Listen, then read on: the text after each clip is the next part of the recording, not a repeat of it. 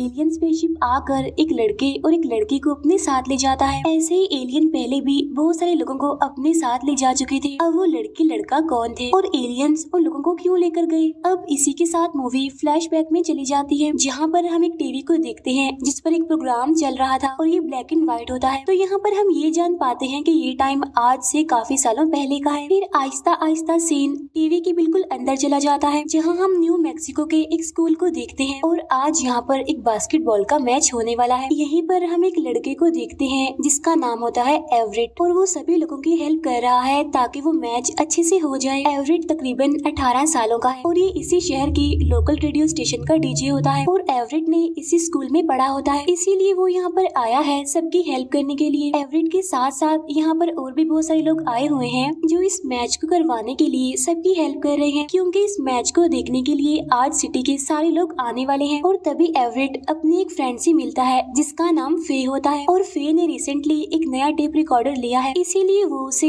Everett को दिखाना चाहती है, क्योंकि एवरेट को ऐसी चीजों में काफी इंटरेस्ट होता है। इसके बाद ये दोनों कुछ बातें करते हैं और बातें करते करते ये लोग अपने स्कूल से निकल जाते हैं और अब ये उस तरफ जाने लगते हैं जहाँ पर फे काम किया करती थी। अब यहाँ पर हमें पता चलता है कि आखिर फे क्या काम करती है। असल में फे एक स्विच बोर्ड ऑपरेटर होती है, क्योंकि ये टाइम 1950 का होता है और इस टाइम में हम किसी को भी डायरेक्ट कॉल नहीं कर सकते थे, तो इसीलिए पहले हमें एक एक्सचेंज में कॉल करनी पड़ती थी और वहाँ हमें बताना पड़ता था कि हमें किससे कॉल करनी है। तो तब स्विच बोर्ड ऑपरेटर हमें उस पर्सन से कनेक्ट करवाती थी और फे का भी यही काम था। फिर फे बातों ही बातों में फ्यूचर की बहुत सारी टेक्नोलॉजीज की बातें करने लगती है और बताती है कि फ्यूचर में ऐसी गाड़ियाँ होंगी जो हमें खुद ब खुद उस जगह का रास्ता बता देंगी जहाँ पर हमें जाना होगा। फिर वो बुलेट ट्रेन के बारे में भी बताती है कि ऐसी भी गाड़ियाँ होंगी जो हजारों लोगों को एक साथ लेकर एक जगह से दूसरी जगह जाएंगी और वो भी बहुत तेज स्पीड में। और ये सारी गाड़ियाँ ऐसी होंगी कि इन्हें कोई भी नहीं देख पाएगा, क्योंकि वो जमीन के नीचे चलेंगी इसलिए। इसके बाद वो टच स्क्रीन फोन के बारे में बताती है और कहती है कि फ्यूचर में लोगों के पास ऐसे मोबाइल्स होंगे जिसे लोग हर जगह अपने साथ ले जा पाएंगे और उस फोन की मदद से वो लोगों को एक दूसरे की आमने सामने देख पाएंगे, यानी वीडियो कॉल पर। अब जैसा कि हम जानते हैं कि आज के टाइम में हमारे पास ये सब कुछ है, लेकिन एवरेट को ये सारी बातें फजूल लगती हैं और उसे यही लगता है कि फे का दिमाग आज भी बच्चों वाला है, इसीलिए उसके जहन में कुछ न कुछ चलता रहता है। तो इसीलिए वो फे को कह देता है कि ऐसा कभी भी नहीं होने वाला और तभी वो लोग फे के टेलीफोन एक्सचेंज तक पहुंच जाते हैं। तब एवरेट उसे वहां छोड़कर अपने रेडियो स्टेशन चला जाता है। अब फे आकर अपने स्विच बोर्ड पर बैठ जाती है। फिर थोड़ी देर के बाद वो एवरेट का प्रोग्राम सुनने लगती है, लेकिन उसी टाइम उसे रेडियो से कुछ अजीब सी आवाजें सुनाई देने लगती हैं और ये आवाजें बहुत ही डिस्टर्बिंग और डरावनी थी, इसीलिए उन आवाजों को फे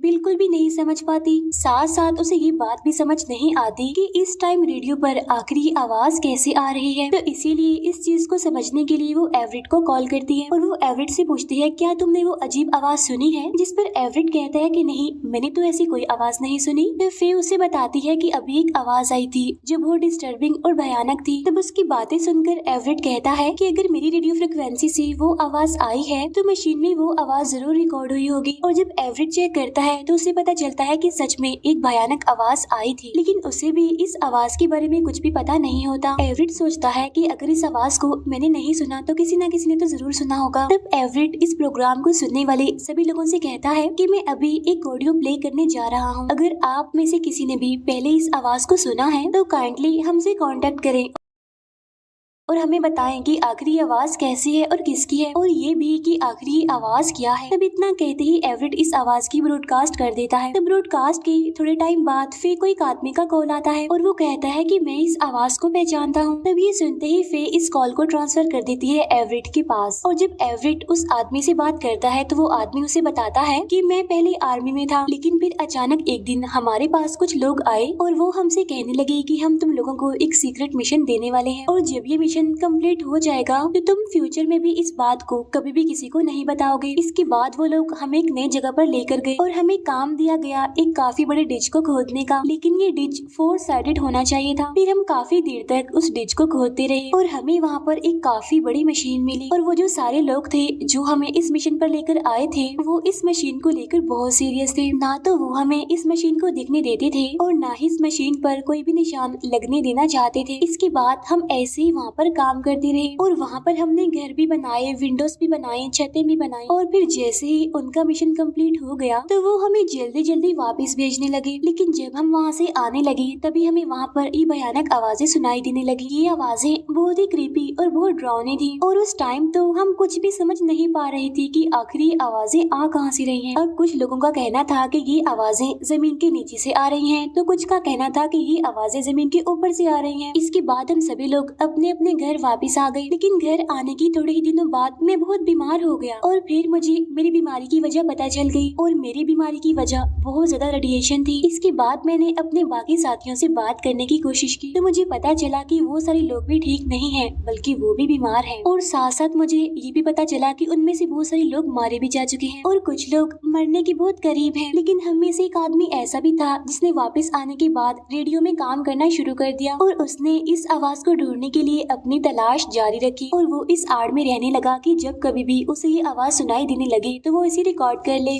और फिर काफी टाइम बाद आखिर वो टाइम आ ही गया जब उसने वो आवाज सुन ली और उसने फौरन उस आवाज को रिकॉर्ड कर लिया और उस आवाज की बहुत सारी कॉपीज बनाकर उन सारे लोगों को भेज दिया जो इस मिशन में शामिल थे। उस आदमी का कहना ये भी था कि हमारे साथ न्यू मैक्सिको का एक आदमी भी शामिल था और मैंने उसको भी एक कॉपी भेज दी थी। ये कहने के बाद फिर वो उस आदमी का नाम भी बताता है। उस आदमी का नाम सुनते ही फे फौरन कहती है कि ये आदमी तो कब का मर चुका है और इसकी सारी चीजों को लाइब्रेरी में जमा करवा दिया गया है। अब यहाँ पर हम नोटिस कर पाते हैं कि कोई ये सब कुछ एक टीवी पर देख रहा है। तब ये सुनकर एवरेट फौरन कहता है कि हमें अभी की अभी लाइब्रेरी जाना पड़ेगा और उस आदमी की सारी चीजों को चेक करना पड़ेगा। तब फे और एवरेट दोनों लाइब्रेरी के लिए निकलते हैं। तब कुछ देर ढूंढने के बाद उन्हें वो टेप रिकॉर्डर मिल ही जाता है। टेप मिलने के बाद वो फौरन अपने स्टेशन वापस आ जाते हैं। अब यहाँ आने के बाद जब एवरेट उस टेप को प्ले करता है तो उसे पता चलता है कि जो आवाज उन्होंने सुनी थी वो इसमें ज्यादा डिटेल से है। यानी जिस आवाज को एवरेट ने रिकॉर्ड किया था वो बहुत छोटी थी, लेकिन इस टेप रिकॉर्डर में वो आवाज बहुत ही साफ और बहुत ही बड़ी है। और अगर एवरेट इस आवाज की ब्रॉडकास्ट करेगा तब ज्यादा से ज्यादा लोग इस आवाज को समझ पाएंगे और बता पाएंगे कि क्या उन्होंने इस आवाज को पहले भी कभी सुना है। तब एवरेट ऐसा ही करता है और इस आवाज की ब्रॉडकास्ट फिर से कर देता है। ब्रॉडकास्ट के फौरन बाद उन्हें एक औरत की कॉल आती है। तो वो औरत कहती है कि मैं इस आवाज के बारे में बहुत कुछ जानती हूँ और वो ये भी बताती है कि वो आदमी जो आपको इस आवाज के बारे में बता रहा था मैं उससे कई ज्यादा जानती हूँ इस आवाज के बारे में, लेकिन मेरी एक शर्त है, मैं इस आवाज को फोन पर नहीं बताऊंगी। इसीलिए अगर तुम लोग इस आवाज के बारे में कुछ भी जानना चाहते हो तो तुम मेरे घर पर आ जाओ अभी के अभी। तब ये बात सुनकर फे और एवरेट फौरन निकल पड़ते हैं उस औरत के घर के लिए। उसके घर पहुँचने के बाद देखते हैं कि वो एक बूढ़ी औरत है। इसके बाद वो बूढ़ी औरत अपनी कहानी सुनाना शुरू करती है। वो कहती है कि जब मैं बहुत ही छोटी थी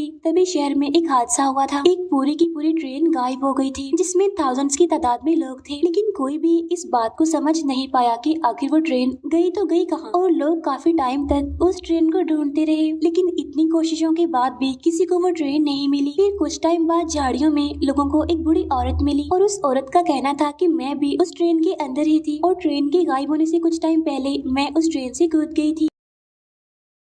फिर ये बूढ़ी औरत कहती है कि इसके बाद मेरे घर वालों ने उस बूढ़ी औरत को अपने घर पर ही रख लिया, लेकिन फिर जैसे जैसे टाइम गुजरता गया वो औरत अजीबोगरीब हरकतें करने लगी। वो अकेली बैठी मुंह ही मुंह में कुछ न कुछ बोलती रहती थी, लेकिन किसी को भी कुछ भी समझ नहीं आता था कि आखिर वो कहना क्या चाह रही है। लेकिन उसे देखकर ऐसा लग रहा था कि शायद वो किसी लैंग्वेज में कुछ कहना चाह रही हो। उस औरत की आवाजें बिल्कुल वैसी ही थी जैसी हमने रेडियो में सुनी। इसके बाद सभी उस औरत पर नजर रखने लगे और देखने लगे कि आखिर वो करती क्या है, और इसीलिए उसे एक रूम में बंद कर दिया गया। लेकिन फिर एक दिन अचानक वो औरत विंडो तोड़कर भाग गई और उसके बाद किसी ने उसे नहीं देखा, वो किसी को भी नहीं मिली। और फिर टाइम ऐसे ही गुजरता गया और मैं बड़ी होती गई। इसके बाद मेरी शादी भी हुई और बच्चे भी हुए। फिर अचानक से एक दिन मेरा बेटा बिल्कुल वैसे ही बोलने लगा जैसे वो ट्रेन वाली बूढ़ी औरत बोला करती थी। तब अपने बेटे की आवाजों को सुनने के बाद मैं बहुत ज्यादा डर गई और परेशान हो गई। और फिर अपने बेटे को लेकर मैं एक के बाद दूसरे डॉक्टर पर गई, लेकिन किसी भी डॉक्टर के पास उन आवाजों का कोई भी जवाब नहीं था और न ही कोई इलाज था। फिर टाइम ऐसे ही गुजरता गया और मेरा बेटा भी बड़ा होता गया, लेकिन उसकी हरकतें चेंज नहीं हुई। वो उस औरत की तरह ही मुंह में बोलता रहता था। उसे भी देखकर ऐसा लगता था कि शायद वो कुछ कहना चाह रहा हो। फिर एक दिन अचानक वो घर के पीछे वाले हिस्से में गया और देखते ही देखते वहाँ से गायब हो गया। मैंने अपने बेटे को ढूंढने की बहुत कोशिश की,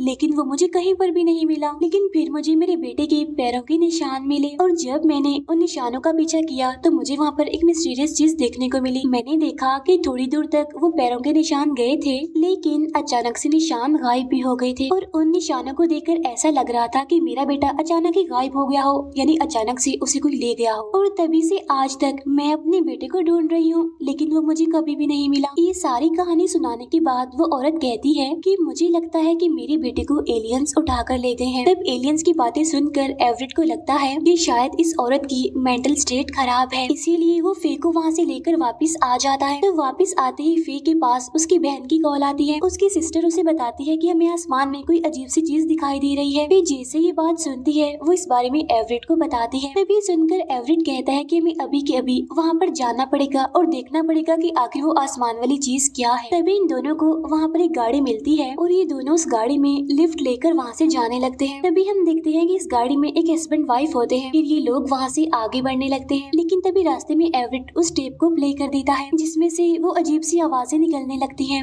तब उन आवाजों को सुनकर वो दोनों हस्बैंड वाइफ अजीब सी हरकतें करने लगते हैं। उन्हें देखकर ऐसा लग रहा था कि शायद वो अपने कंट्रोल में भी नहीं है और ये गाड़ी कहीं और ही जा रही है, कोई इसको कहीं और ले जाना चाहता है। और तभी फे उस टेप रिकॉर्डर को बंद कर देती है, जिससे ये आवाज बंद हो जाती है और आवाज के बंद होते ही वो दोनों हस्बैंड वाइफ होश में आ जाते हैं, यानी फिर से नॉर्मल हो जाते हैं। इसके बाद जब वो गाड़ी रोकते हैं तो फिर ये सब कुछ देखकर काफी डर गई होती है, इसीलिए वो जंगल की तरफ भागने लगती है। जब एवरेट उसे रोकने के लिए उसके पीछे पीछे भागता है। अब भागते भागते ये लोग जैसे ही थोड़ा आगे जाते हैं तो इन्हें वहाँ पर एक एलियन स्पेसशिप दिखाई देती है, यानी यूएफओ। तब उसे देखते ही ये दोनों काफी हैरान हो जाते हैं और ये सीन यहीं पर कट हो जाता है। इसके बाद हमें उसी स्कूल का सीन दिखाया जाता है जिसे हमने मूवी के स्टार्ट में भी देखा था, जहाँ से बहुत सारे लोग बाहर आ रहे हैं। इसका मतलब ये है कि बास्केटबॉल मैच खत्म हो गया है। और तभी हम फे और एवरेट के पैरों के निशान देखते हैं। वहाँ पर वो टेप रिकॉर्डर भी होता है, लेकिन वहाँ पर फे और एवरेट नहीं होते। तो इसका मतलब साफ था कि फे और एवरेट भी गायब हो चुके हैं, या अगर ये कहा जाए कि उन्हें भी एलियंस अपने साथ ले गए हैं। अब यहाँ पर मैं आपको कुछ चीजें क्लियर कर देती हूँ। अब मूवी में कुछ सीन्स ऐसे दिखाए गए हैं जिन्हें देखकर हमें पता चलता है कि वो सब कुछ टीवी में चल रहा है। तो ये देखकर हमें पता चलता है कि एलियंस ने इस पूरे शहर को अपने कंट्रोल में कर लिया है और वो सारे लोगों पर नजर रख रहे हैं, क्योंकि वो इंसान को स्टडी करना चाहते हैं। क्योंकि ये एलियंस इंसानों के बारे में जानना चाहते हैं कि आखिर इंसान अपनी लाइफ में क्या करते हैं, कैसे जिंदगी गुजारते हैं। और यही वजह होती है कि इन एलियंस ने बहुत सालों पहले उस ट्रेन को गायब किया था और फिर उन सभी लोगों को इन एलियंस ने स्टडी किया होगा और ये एलियंस उन सभी लोगों को गायब कर देते हैं जो इन एलियंस के बारे में कुछ जानते हैं या फिर जानना चाहते हैं। इसीलिए ये एलियंस पहले तो